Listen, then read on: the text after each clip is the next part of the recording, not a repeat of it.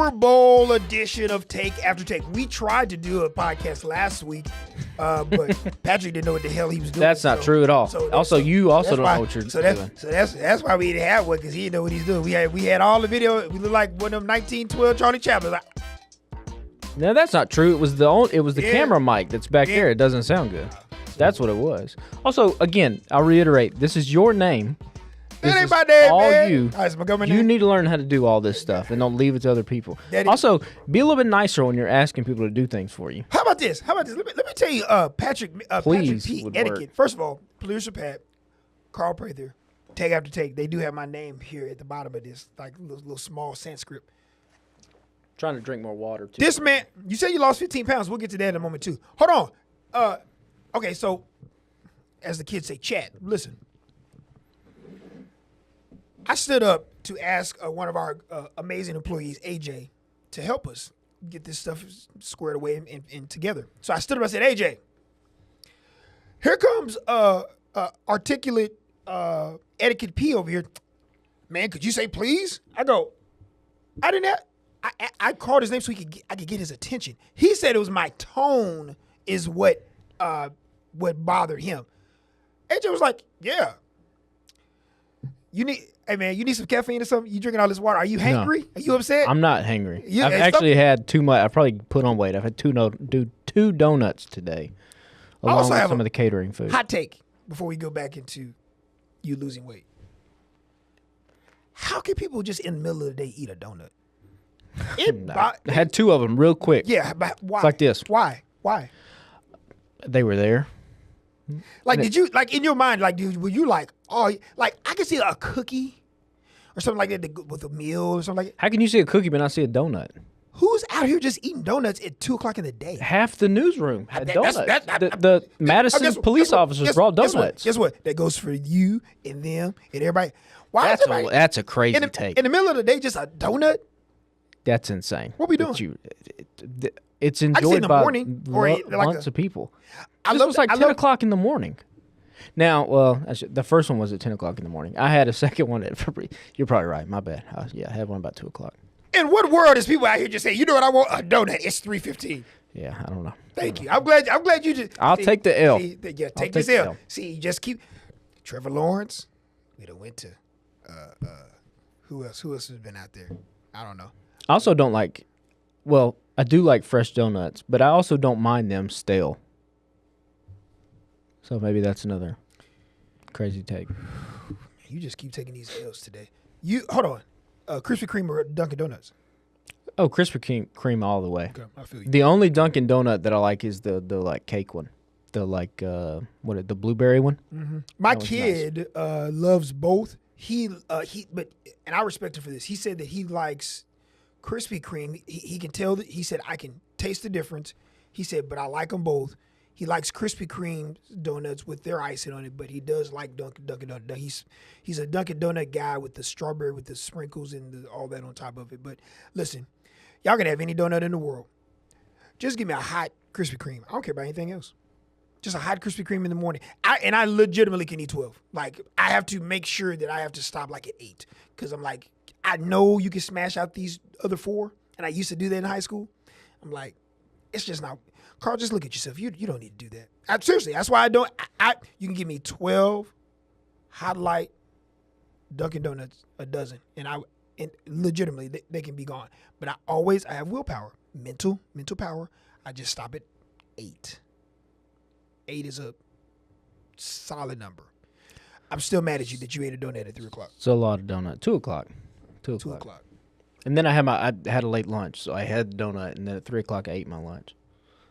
So, you pushing it at 3 o'clock. And the thing about me, man, the weight all goes to my stomach. The worst part. I feel like I look so fat on this camera. I've lost 15 pounds. But you're gonna get in front of these cameras, the lights make yourself conscious. You know, hey, listen, you got this. That's why I got this big jacket on. So this is for his lovely wife, Amanda. See, this is when you know you've been transformed, you've been reincarnated. You know, you're dressing nice, you're looking good. Now he's vain. Oh my God. That's why I just looks maxing is what the kids are calling it. Looks what? Looks maxing, 2 X's. We ain't doing all that. We just gonna say mewing, mouth tape. I'm not into that yet. What's that? Just trying to.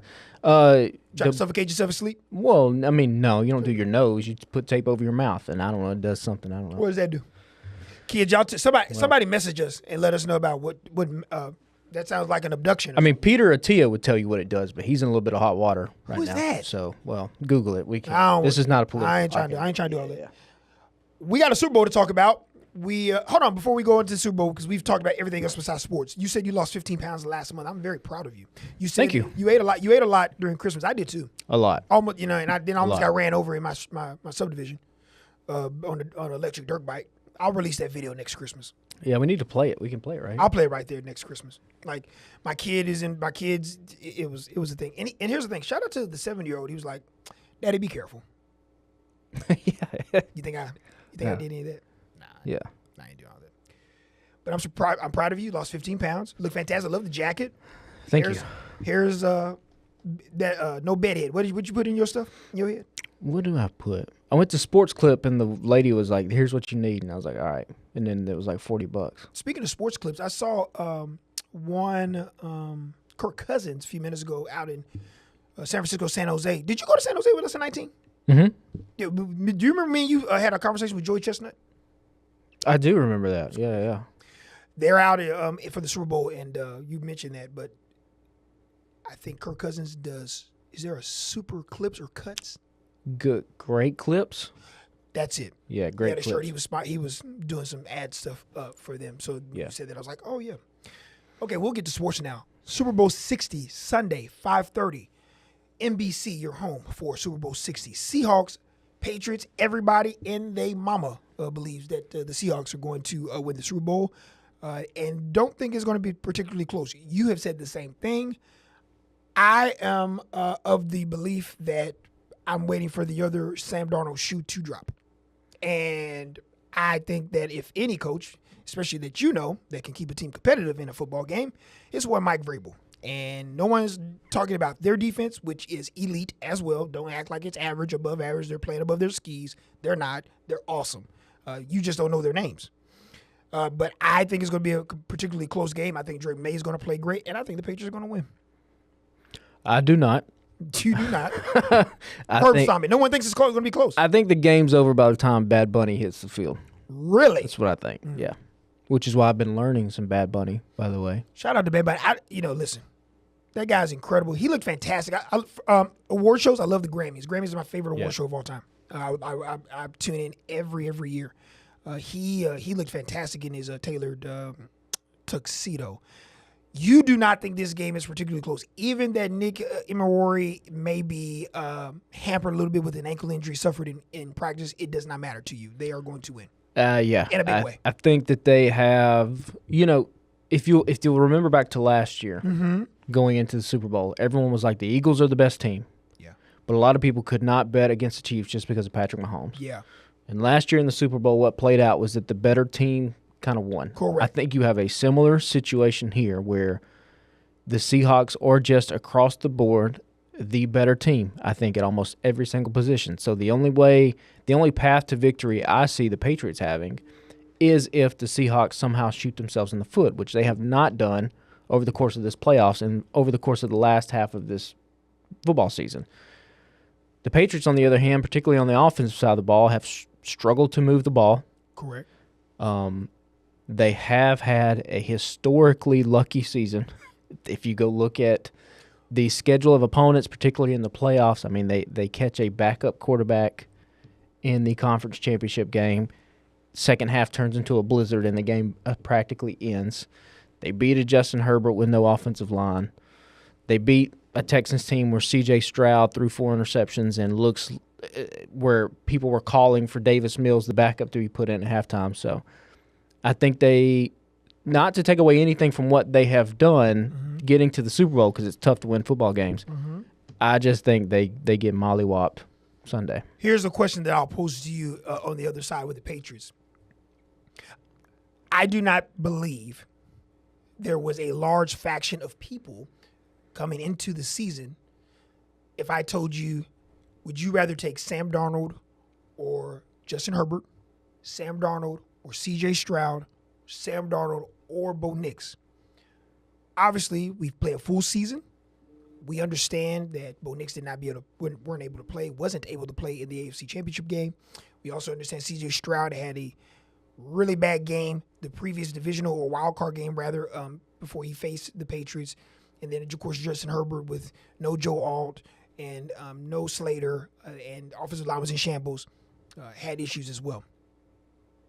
My biggest question to you is, at some point, will it be this game that if we go through the first 2 quarters of the game, and this is a 7-3 game, and the Patriots defense has been out of their mind and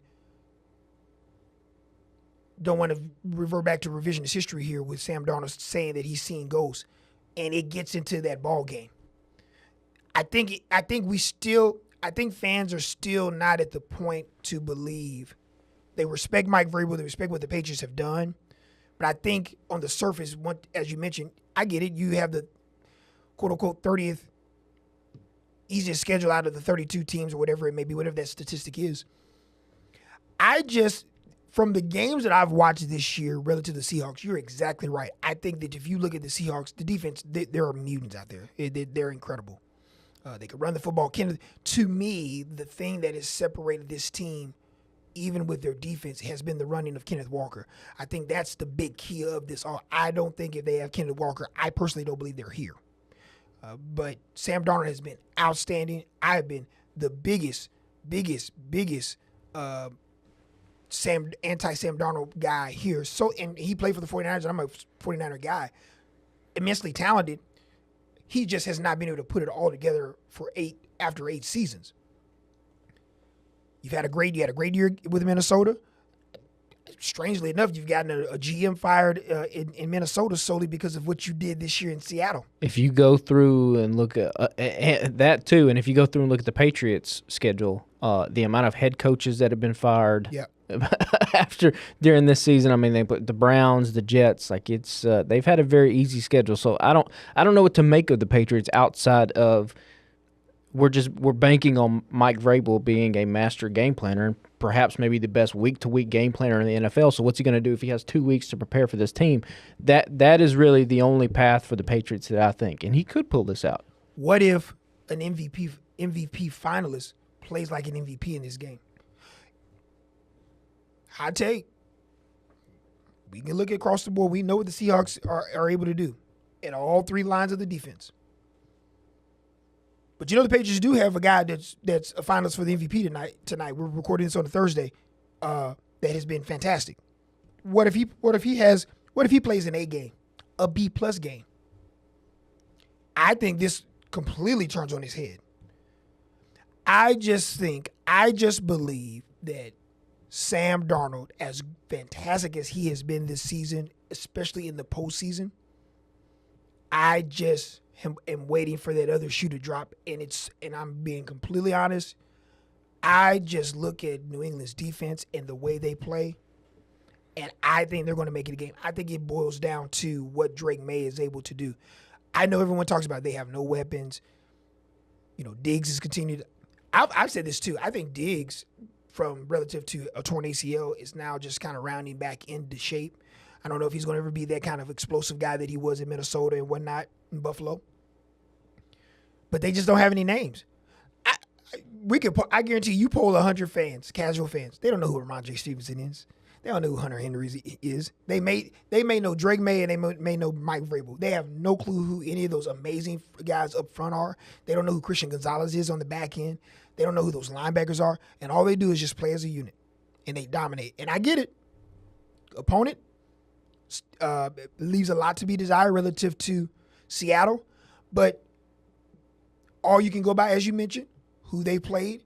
You look at Seattle, they've gotten the benefit of the doubt because of the division they play in. So you played 2 other teams 4 times, and you've played outstanding against those teams and came away with victory. So those are 4 victories that you're like, oh man, like they've beaten some quality teams. And don't get me wrong, they beat the Panthers, and they've beat a lot of really good teams, and they are outstanding. I've just seen this movie before in a Super Bowl. And I'm talking, I haven't seen it like this since the Patriots' first Super Bowl against the Rams. I mean, that's the thing too, is that this can't happen twice, right? Yes, it can. They can't. Yes, it can. They can't have. It's the perfect recipe. It's the same recipe as it was back with the Patriots and the Rams. The Rams are by far the better team. And New England came out there and slapped the taste out of their mouth, like from a physicality standpoint. We know that your former coaches, they gonna compete. Yeah. What game? Seriously, just NFL fans, casual NFL fans, say to yourself, legitimately, since Mike Vrabel has been a head football coach in the National Football League, what game have you ever seen him get outclassed and blown out? Have you ever seen a Mike Vrabel team not be competitive in any game? Titans, Patriots. Have you seen it one time? I've yet to see it. I mean, so right. You mean to tell me I got an MVP candidate, unbelievable defense, where the numbers are, if you go look at the statistics from those two teams and then just advanced metrics of the two teams, newsflash, everybody, they ain't far off. We can talk about the teams that the Patriots have played relative to the Seahawks, but I have yet to see a Mike Vrabel coached football team not be competitive for 4 quarters. Now, this could be the first. I don't see it. I think this is going to be more than a competitive game. And I believe if you look up and it's 14-7, 14-3, 17-3. Just remember OCP. What he told you. Like the Patriots. I'm going to go with them. I just think that Drake May is going to play fantastic. And I think that defense is going to be out of his mind. And there's no knock against Seattle and what they like to bring to the table because they are incredible. But I think Sam Darnold, unfortunately, is going to be, as he has mentioned before, have some issues out there. Man, relative for his sake, this ain't the game you want to fall flat on your face because there's no comeback. Yeah. Like, not only is it redemption for the GM in Minnesota to say, see, y'all trying to fire me. Here we are, biggest stage. Didn't you have us? When he in Minnesota had on the biggest stage, had an opportunity to win? What did he do? Biggest game. I think the biggest thing, someone said this on social media, and I was like, you're exactly right. Here's the one thing where a Sam Darnold detractor may say, I would hope that you find a way to play well after 8 tries at this thing, 8 years. You were the third pick. How many top 5 picks in the quarterbacks that you've seen that's had this opportunity in year 8 and moved around all these teams? Mulligans. Just keep having these mulligans. Well, hey, that's a skill in itself, right? People like you. They like having you around. What's my guy, Josh, what's his name that played for like... Josh Rosen? Not Josh Rosen. The guy from, he played for the Jets for like at the end of his career. He was really, really old. Gosh, I got to find his name. But anyhow, hey, listen, Backo's big money too. I mean, yeah. And now here he is. He's won 28 games over the course of 2 seasons. He's who, man? He is Sam Darnold. If you go look at the quarterbacks who have won 14-plus games for 2 different teams, it's Tom Brady and Sam Darnold. That's incredible. And Peyton Manning. Isn't that crazy? Yeah. And then back-to-back 14-win seasons, it's just Tom Brady and Sam Darnold. So that is elite company to be in. I mean, I get what you're saying. Everybody's waiting for the shoe to drop. But, like, what if it just doesn't drop? What if listen, let me tell you something. If it don't drop, then we got some problems. And would this not be apropos for the way that this football season has gone, both in college and this has been a weird football season? It has. So to have a dude who was a top 3 overall pick, who the Jets gave up on him, was on the Panthers, they cut him, finally found a way to pull it together in year 8 and win a Super Bowl, like that kind of makes sense for where this is at. Also, not unprecedented in football, right? We have seen Brad Johnson. We've seen this. I mean, people forget Steve Young. Steve Young waited a very long time before he got the starting quarterback job. He did. Rich Gannon had a resurgence later in his career. So this is not uncommon to see.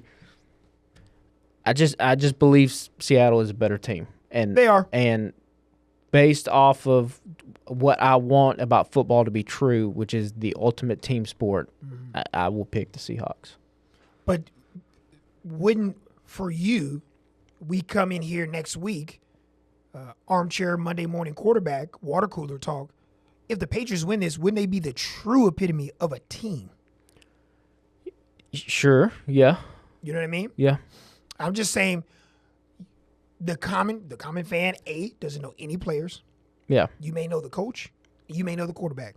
I'd be hard-pressed for anybody to even name one of the two running backs, much less a wide receiver or a defensive player. But I think if the Patriots win, the narrative will be the Seahawks lost that game. I agree with that. The That's Patriots fair. won it. That's fair. That is Whereas if absolutely Seattle wins, it's That's going to fair. be in a way, and people go, yep, see, they were the best team, DVOA, all this, blah, blah, That's blah, fair. blah, blah, That's fair.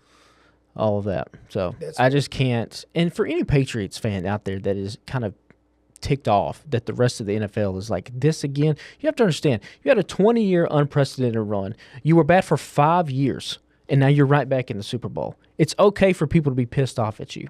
Don't take it personally. Hey, bro. See, that's the Titan stuff just bleeding over. See, Yeah. 'cause he wants just a little taste of it. I was watching NFL Network because they're doing all the Super Bowl stuff, Yeah, right? yeah. What do you think was like the second wild? It was either second or third wildest Super Bowl. It was a freaking Titan. Almost cussed just then, You almost did. and we would have bleeped it. It's the Titans and the Rams. That was 1999, 2000, whatever it was. I ain't been back. I'm in high school at that time, and I remember when those two teams were in the Super Bowl. First of all, for those that remember, that was I believe that was the Rams defeating the Buccaneers. I think it was like a 7-5 game, 9-7 game. It was something crazy. But I remember in my was it Western Civ that I was in? But I just remember getting the sports page, and it was that the Monday after the game, and I remember seeing those two logos, and I was like, the narrative was at that time, this is going to be the worst Super Bowl of all time, and it turned out to be one of the greatest Super Bowls of all time. And people forget because they didn't win. Steve McNair would have had one of the great drives in Super Bowl history. Incredible. He's scrambling around, getting away from pressure. Guys are falling off of him. He's hitting it, and then it ended 1 yard short. 1 yard short. That was an amazing. Man, shout out to Steve McNair, man. Like, I remember watching Steve back at Alcorn State and being able to see his highlights. Like, they would do cut-ins during the national games on ABC at the time. Man, he was fun to watch. And of course, with the Titans, man, he was his MVP year was, he was something else, man. He was just a fun to watch, and that final drive was something. I mean, it just really epitomized what Steve McNair was all about. For them to get 1 yard short there. And then the funny part about it, you remember that, the Rams, there's no Kurt Warner without a Trent Green injury in the preseason. And then that story. I mean, just a remarkable stocking shelves, right? The grocery Stocking store. shelves in the grocery store. Working arena football. Falls apart at the end with the Rams, goes to the Giants, falls apart, comes to the Cardinals, and takes them to the Super Bowl. And to this day, you would be hard-pressed to find one player to have a bigger, more of an amazing playoff run than Larry Fitzgerald that year when they eventually lost to the Steelers. He was out of his mind. He was unguardable. Yeah. Much like Jackson Smith and Jigba. We discussed this last week. I don't know how in the hell that young man stays open in separation. There was one. It was at one point. Obviously, as a 49er fan, I watch all the NFC West teams consistently. I remember the 49ers played the first game, and I kept looking. I was like, this guy's like, he is consistently creating separation. I am the first to say, as many great wide receivers that have come through Ohio State and the Columbus, Ohio, and the Buckeyes, I said in the group chat, how many times did I say it all the time? I just did not see this from him. I thought he'd be a good player. But top 5 wide receiver in the game, arguably numero uno, I didn't see it.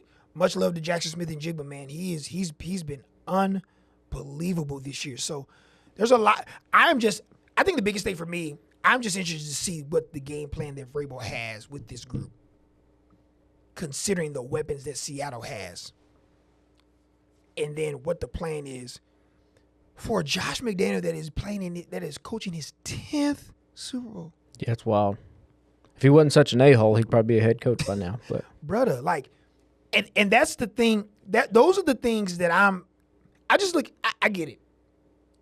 Players matter on the football field. But people need to understand, I'm not saying anything you don't know. I think an NFL, current active NFL player or a former player or a player that played it yesteryear will admit to. It is not that far off from the worst team to the best team, the average team to the good team. But when you start getting guys and coaches that have been in this situation before and know how to scheme up and put offenses in advantageous situations to manufacture offense, to move the chains, to slow the game down, to keep everything in front of them, to get pressure with 4. I just look at all of those things with Vrabel and McDaniel, man, relative to a group of guys that no one's talking about. No one's talking about this group. They pulled this one out, brother. It's one of the stories in the history of football. I mean, to turn it around that quickly is unbelievable. I know it chaps your new you-know-what because you had that guy in Nashville. Yeah. And who knows what this could have been moving forward. If they pull off winning the Super Bowl and Vrabel does, then I think it's okay that Belichick wasn't a first ballot Hall of Famer. I wish you would. What? Because then it's Robert Kraft. It was all the Kraft. I went on a complete and utter diatribe last week. Lost to history. Mm-hmm. No, it's back right now. We have the NFL Honors on NBC tonight. We're recording this on a Thursday. This will be released on Friday morning. They're going to have the NFL Honors. I love the NFL does this award show. It's been awesome. They've done a great job with it. This is basically where they announce all of their awards. They'll be out in the greater San Jose, San Francisco area. They'll announce the MVP, the Player of the Year, Catch of the Year, Offensive MVP, Defensive MVP, Coach of the Year. The list goes on and on. But at the end of the show, they bring them all on stage. They announce the class of 2026 or other years for the Hall of Fame. We know that Bill Belichick and Robert Kraft won't be there. I want to move Mr. Kraft aside for the moment. In what world? I don't know if we need to go light years into another planet, probably another solar system where people look like just like you and me. We're probably doing the same thing somewhere else. You mean to tell me the second most winningest coach of all time, does he have the most Super Bowls? Yes. Most Super Bowl appearances, most conference championships, most 10-win seasons. A 500 or better record against every other team in the National Football League. And that man couldn't get 40 out of 50 possible votes in that room? He fell one vote shy. One vote. Bill Polian said he didn't recall, now does. Now, what did he say? What did he say? He said, I for sure voted. So, take that for what it's worth. You couldn't recall 2 weeks ago. Yeah, but now he recalled.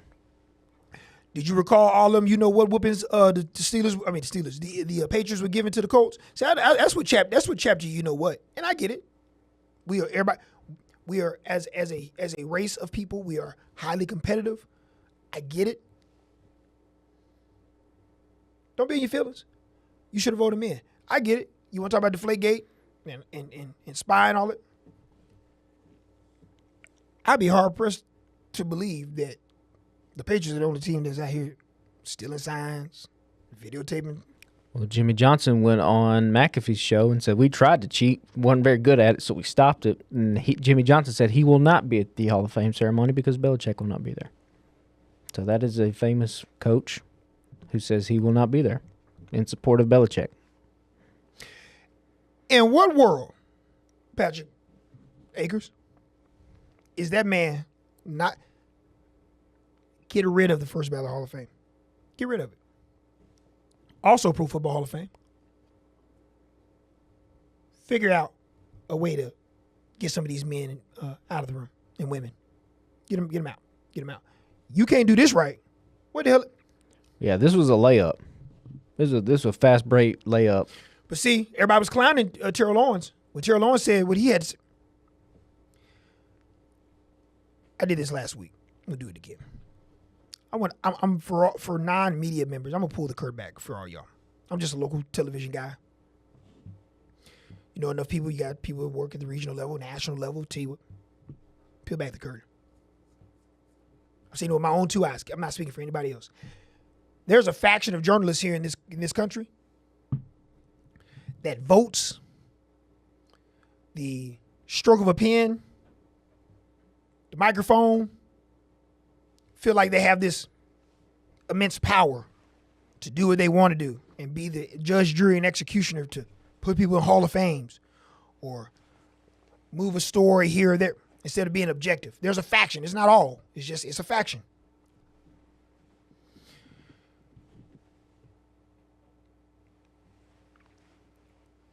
Because somebody's not nice to you or an a-hole or feels some type of way with you should completely be removed from what they did in their profession.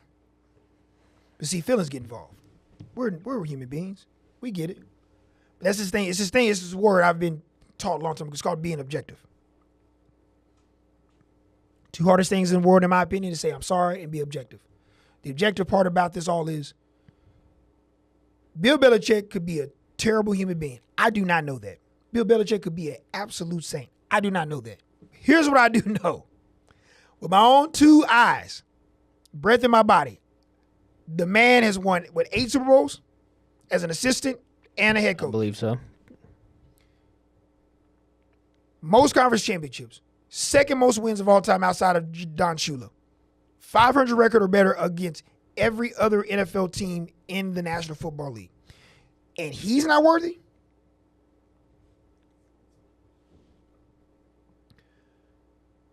I would make it my life's mission to find out who didn't vote for me. So when I go in next year, because he's going in next year, I'm going in. If y'all thought Michael Jordan's Hall of Fame induction speech was bad or kind of uncouth, let me be Belichick up there. How many times have I told you this saying? The Bill Polings of the world and coaches and stuff, there are going to be some people come out next year. He's in. We know. Listen, at the end of the day, he's a Hall of Famer. Let bygones be bygones. Water under the bridge. I'll tell you about the water under the bridge.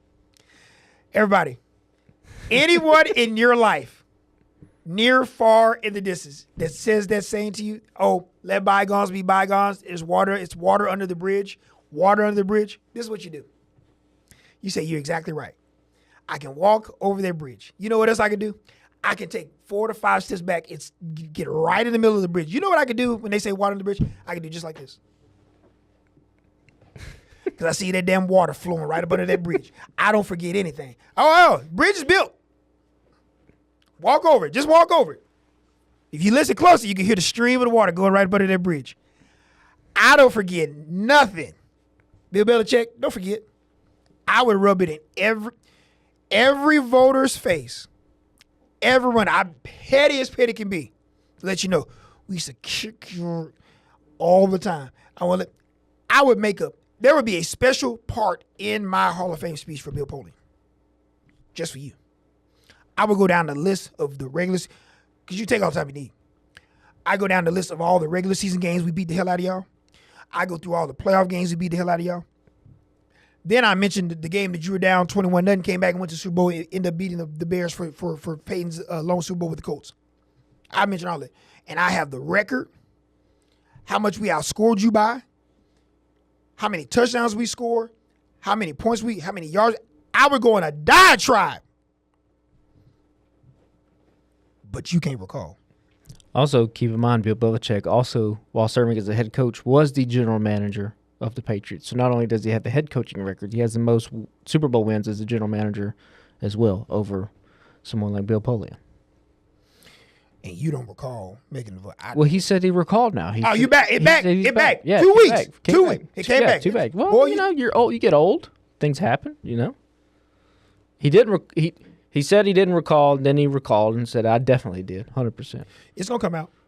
I bet by July, before the Hall of Fame game and Hall of Fame weekend in August, it'll come out. We'll know. Here's how you do it: just don't make it anonymous. That's all you have to do. It's an easy fix. And that's what I don't get. Identify the 50 people that vote. Make the ballots public. That's all you have to do. I want to know some of these pro football writers. Yeah. That's what I really want to know. I want to know some of these pro football writers that you have some sort of axe to grind or you feel some type of way because of a deflated football. You're absolutely right. You should not be out filming other teams, signals, calls, the whole nine. The deflated footballs, man, $500,000. I get it. we've seen players do worse that are in the Hall of Fame. Y'all can look it up. This is not any kind of public knowledge. That is true. Whole lot of them. That is true. Some that ain't here no more. That's true.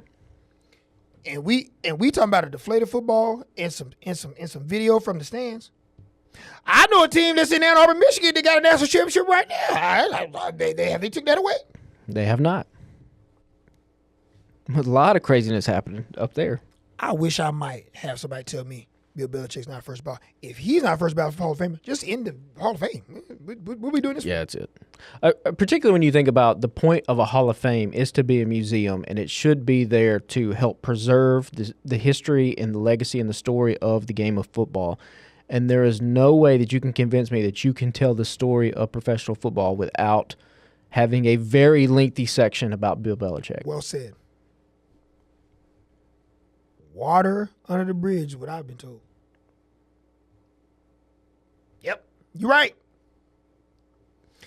LaCar could walk his happy, you know what, right on top of that bridge. And be Great PR bump for Belichick, though. amazing. I mean, the dude has a disastrous CBS Sunday morning interview earlier in the year with a 25-year-old girlfriend, and now we're all sticking up for him. It's a great turn of events, by the way. You know what, the one thing that has been very impressive, and this is just something that even when he was with the Patriots that we never saw in the first place. But I think relative to last year's offseason and his public or his private life being on center stage, the one thing that does, I'm just saying I'm intrigued. Now, I told you last summer, I was like, I would be shocked if he makes it through the year. I thought they were going to the college football playoff. You did. So, yeah. Here's how I feel, though, now. Have you heard anything from Bill Belichick? Every time I've heard or they've gotten a somewhat of a response from Bill Belichick, whether it's, just by a quote, he's been on the road recruiting. So are we talking a little Belichick, little Jordan Hudson redemption arc, 2026? So all I'm saying, and hey, college football fans, go look at North Carolina's schedule next year. Just go look at it. Just go check it out. See what you think. Hadn't heard a lot. I've heard a lot of working on the grind with Coach Belichick and his staff. Listen, Hudson's got it. She got him in shape. She's working it. Well, Mud Love make you do some crazy things on the ball. Yeah, listen, she's out there with the high heels and the UNC, the Chapel Blue. They're out there putting a squad together. If I'm down for it, if you're down for it, let's get them. College football playoff, North Carolina. Pro Football Hall of Fame. Change something. We're probably really going to get a lot of smoke from people, especially after this class is named tonight and going into tomorrow. Super Bowl. Here's the other part that no one wants to mention. You have however many inductees of the 2026 class are going to be completely overshadowed by Belichick Hall of Fame. And that's the part that sucks. Roger Craig is about to probably be named in the Hall of Fame tonight. L.C. Greenwood is probably going to get named in the Hall of Fame tonight. I had an opportunity to hear from somebody that I have the utmost respect for, consider him a mentor. The great John Starworth interviewed him this week. And he was just talking about L.C. Greenwood and all those guys that they won all those Super Bowls with. And that's what stinks. Yeah. You've been waiting for this to be immortalized as one of the very best at your profession, man. And the talk is going to be centered around Bill Belichick and Robert Kraft, to be honest. Yeah. It's not a good look. And the crazy part is like everyone acknowledges that it's a mistake, and yet there's no recourse. Yeah, what? That's what's insane. When the Pro Football Hall of Fame is coming out with letterheads and saying, "Hey, man, we may have to quote unquote recuse a couple of these voters for the." Yeah, I just let us vote. Man, what? Take it down to 2 people. Let us vote. If we were voting Roger Craig, L.C. Greenwood, they would already 30 years ago. Already been in. 30 years ago. So that's the part I absolutely hate. I know you kind of want to keep the class sizes small, I guess, but to me, like, A dude's either a Hall of Famer or he's not. You should know immediately. You should know immediately. It's not the Hall of Very Good. You should know immediately. If I throw it for sports fans, regardless of sport, NHL, MLB, NFL, college football, I should say a name. You should never have to go, you should be like, yes, no. Yeah. That quick. There should be no hesitation. Roger Craig's a Hall of Famer, period. Should have known that in the 90s. What? Yes, he's a Hall of Famer. Christian McCaffrey before there was a Christian McCaffrey. Do it all. Rushing and receiving. He's a Hall of Famer. Elsie Greenwood. Yes, with the Steelers. First Hall of Famer. You shouldn't have to like him all around. No, you should know. Why are these guys not in? See, that's okay. Once again, peeling the curtain back. We got some journalists that have issues with these said subjects that they cover and let that bleed over into their acumen and what they were able to do in the football field. And you should 1,000,000% emphatically be able to separate the two. But we didn't get that this year. We got somebody mad that wouldn't put him in, talking about we should just let him wait a year. And here's the other part. You try to Bill Polian, you try to get some support. See, what you thought was going to stay in that room. Everybody looking around like, yeah. But see, here's the deal. The majority of everybody else voted that way, and you the deciding vote the reason why they didn't get it. Well, no, why would he lie? There's no reason why he voted. I can't recall. I can't recall. You know those old scribes and stuff they used to have back in Roman days? Next year, 27. What thing be just like that? I would be thinking everybody, my family. Bill Belichick had family in Canton. He used to always go to Hall of Fame. He used to go underground to see all the stuff that we don't ever get to see. I still want to go to the Pro Football Hall of Fame. I think it'd be amazing. He's the true epitome of just the history of football. Yeah. I talk about all that, all those practices, those giant defenses I had. Our attempted run in Cleveland with Nick Saban and company. Me becoming a coach with the Jets, me becoming a coach with the Patriots, winning the championships with the Patriots, having all this time with the greatest quarterback of all time. Those amazing teams, the camaraderie we had with Teddy Bruschi and Willie McGinnis and Mike Vrabels of the world, and guys like Matthew Slater that was just a pure special teams guy that played for 15-some years, made a living off of just special teams. I'm naming all these guys, the Amendolas, all these amazing times. But on that, there's going to be a stanza in there. Bill Polian, what that thing going to be like? For you, and only you. I want you to go to your grave with this. They said water under the bridge. Water under the bridge, Patrick. I see that water. Maybe Belichick will be the bigger man, though. And I wish I might. I wish I might. No. I keep score. See, I keep score in my life. I don't forget. Because I don't try to, listen. OCP,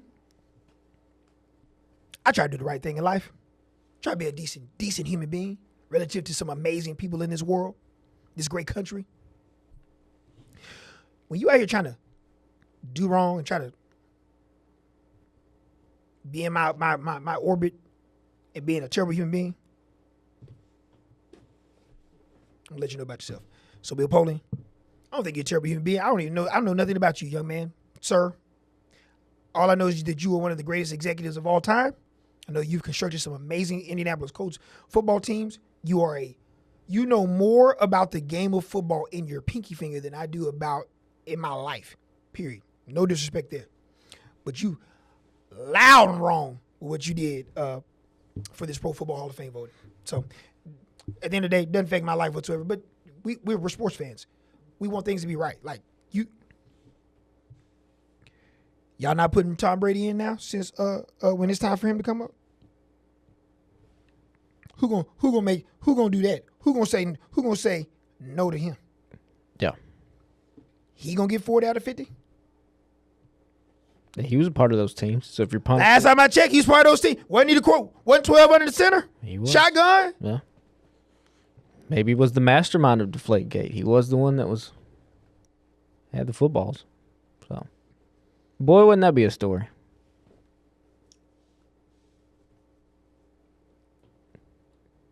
Roman scroll. My thing would be Patrick, it'd be from the ceiling all the way down to the floor. It'd just run down like a red carpet. You just run all the way down. I'd take 30 minutes. 30. I'd have a timer. I'd have somebody come and have to do a timer. It'd be like they try to play you off like they do at the Oscars, and he's just like, nah, I'm going to keep going. Wolf of Wall Street said, I ain't leaving. That's it. Yeah. I want all. You will forever remember this. Yep. This speech. We will switch gears to just a little college basketball talk. And man, so we're getting close to the end of the year. Conference slate kind of winding down. Alabama and Auburn, I guess for lack of a better word, trying to continue to find their way. We had an historic year a season ago with both of those teams, including the Auburn Tigers. Alabama had a huge win last night. I don't know if you got an opportunity to watch any of the game against Texas A&M. They won 197. Fantastic game. Shout out to Bucky McMillan from Birmingham of Mound Brook High School lore. Has the Aggies atop, now tied with Florida at 7-2 in the league. That was a fun game to watch. But I think a lot of people, and we'll know tomorrow, Charles Bediako his temporary restraining order, his case officially goes to court. There will be a decision made tomorrow at Tuscaloosa County Circuit Court. Just a view of 50,000 feet. We won't take a lot of time on it. We'll get in more college basketball and start looking at that next week. Just your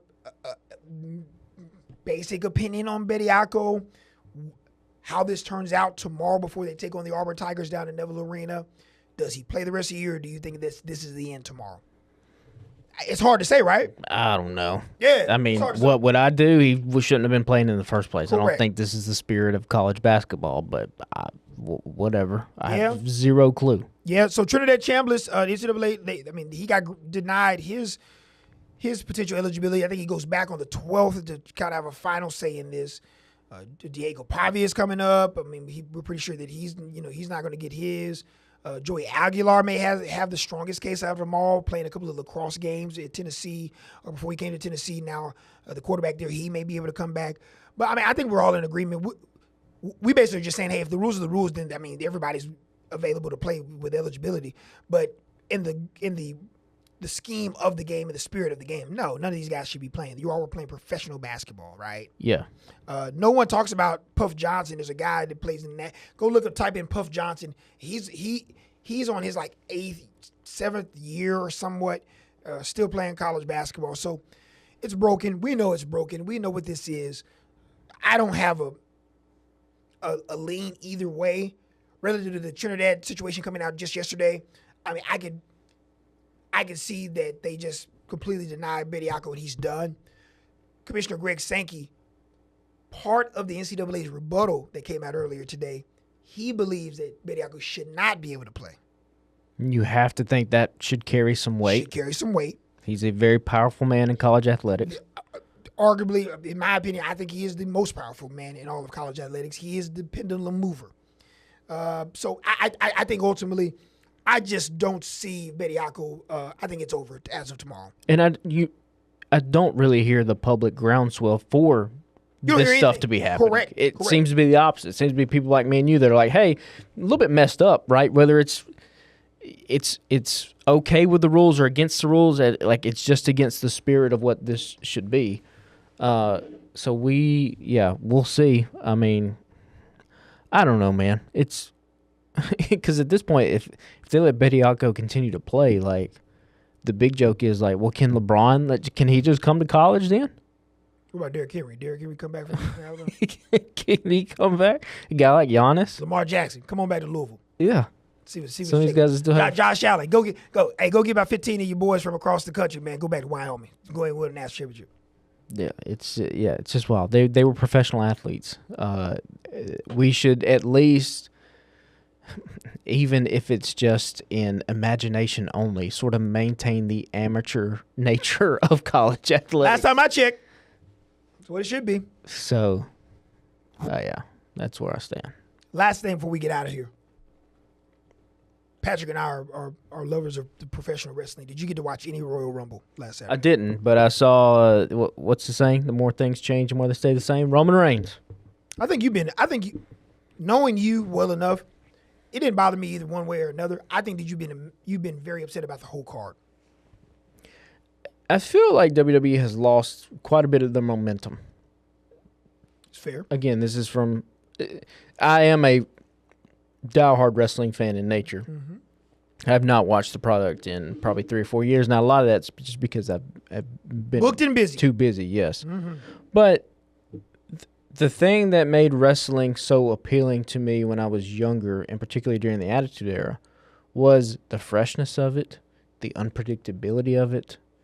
And it seems like the more that WWE has gone into the mainstream and gotten in bed with places like Netflix and things very corporate, it has sanitized some of what its appeal was to a broad swath of people.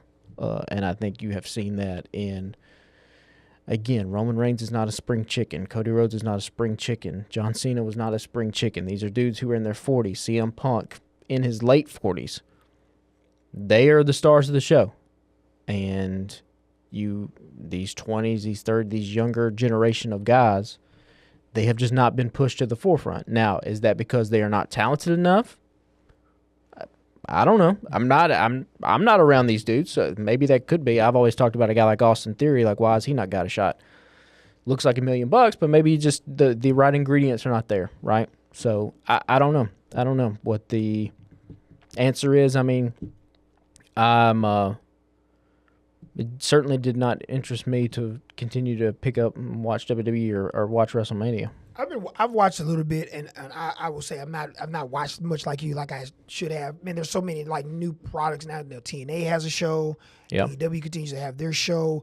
NXT has their own deal. Of course, WWE with SmackDown and Raw has their deal. I had someone, a fellow colleague in the business, ask about earlier this week about what I thought about the Royal Rumble. To be quite honest, I normally with the Royal Rumble, the ones that we've watched, they always kind of set storylines heading into WrestleMania and beyond, right? I didn't feel like there was really any storylines set, any kind of precedent set from the Women's Rumble, the Men's Rumble. Listen, I think if I'm the brass at WWE and creative at WWE, I say to myself, okay, I can get Roman Reigns. I can get CM Punk. I can have those two guys in night 2 of WrestleMania. I can make a ton of money. I'm in Vegas. And I can strategically, because they brought a lot of guys from the NXT crowd and as well as on the women's side, I could just see them say, okay, after we get out of WrestleMania, we can kind of start, as you mentioned, kind of that, as a guy, a lover of movies and film, that career trajectory and arc for the guys that you did bring in to kind of get everybody prepped for WrestleMania when they return back to Riyadh next year or wherever they may go. I think that's the play. I think they kind of hit a pause, said let's get as much as we can get now. I don't know this. This is just complete matchmaking on my end. I just think they say, hey, let's get as much money as we can, stay with the dance with the one that brought us, and then make the move to kind of get some of these guys squared away, the Oba Femis of the world, the Javion Evans, Austin Theories, Braun Breaker, Sol Ruka over on the women's side, Lash Legend, Trick Williams, all of those cats. You start moving those guys and women to the forefront and give them a year's time to kind of develop them so they can be the stars of stars and usher in the new generation of stars for WWE in 2027. It could be completely wrong, but I did see enough to me that, like, I see a lot of the new NXT people and folks from, get onto the main rosters that warrant my opinion that they're probably about to start their arcs and kind of running the roost for the next 5 to 7 years, right? So, and I mean, we kind of the lack of stars. It's really not a WWE problem. That seems to be across much of American culture. Yeah, you still have. Hollywood in particular has still tried to find the next Tom Cruise, the next Denzel Washington. Now, I think you have certain, like Michael B. Jordan is one of those guys, I think. Yeah. But he might be the only one, right? Maybe an Austin Butler, Glenn Powell. Chalamet's coming. Chalamet's probably up there with Michael B. Jordan. Those are probably the two guys. Yeah. But, they seem to not have the gravitas in the way, you were watching movies in the 90s. Like, if Tom Cruise had a movie, it was you could guarantee it. Denzel the same way. It didn't matter what it was. I remember DiCaprio now. DiCaprio. I remember when I was working in the movie theater, that's when the first thing would be like, oh, it really is a movie star. People would just be like, give me one for the Denzel Washington movie. They didn't even know what the name of it was, but it was just him. And then you go to like music, the same kind of way. You go to like sports, even a place like the NFL has kind of struggled. Like, I don't think Sunday, but like you still have, it seems to be the Patrick Mahomes, the Josh Allens of the world, but they're not playing right now. You go to the NBA. A lot of the NBA stars are getting older. Like, what does a post-LeBron, post-Curry NBA look like? We don't really know. No one's really taken up the mantle. So, yeah, WWE has that same kind of problem, and I don't know what the fix is. Now, historically, the fix might be there will be somebody we don't expect that breaks through the mold, much like I don't think Stone Cold was ever thought of to turn into Stone Cold. He became that. He caught lightning in a bottle, being at the right time in American culture. So, like, there's probably somebody we aren't even thinking of that's going to break through the mold here. Break through the mold. Yeah, for sure. For sure. Been fun. Like, subscribe, take after take. We are here each and every week. We will recap the Super Bowl and end the high school, college, professional football season that was 2025-2026. As we prepare for college basketball, we kind of get into that as March Madness takes its toll. We'll talk about a lot of other random stuff as well, as you would imagine. So Spotify, iTunes, anywhere where podcasts are available, you will find us right there. Make sure you give us a 5-star rating, like, subscribe, leave us some comments. You can find us on our 48 Sports Zone app. Has been doing fantastic as well. WAFF.com as well. You can find it there. YouTube, our YouTube channel also. And as I mentioned, we're all podcasts are available. For producer Pat, I'm Carl Prather. Folks, enjoy the Super Bowl. Eat some wings and ribs and rotel and all that good stuff. Bad Bunny. And shout out to Bad Bunny, man. I know he's going to rip it up for halftime show. I like him a lot. We will see you back here next week.